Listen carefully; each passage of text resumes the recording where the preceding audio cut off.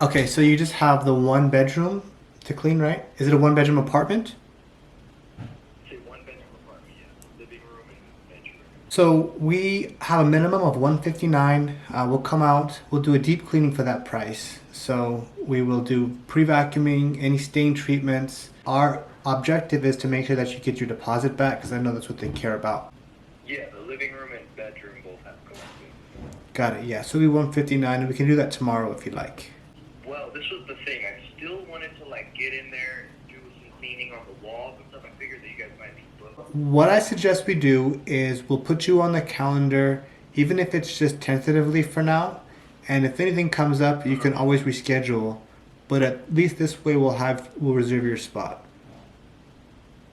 Okay, yeah, let's put it on the calendar for next Wednesday then, or let's say next Thursday. Sure. That. Okay, that sounds great. Thank you. And I wanted to ask real quick, because I know that you guys have like a $25 add-on for like stain and pet odor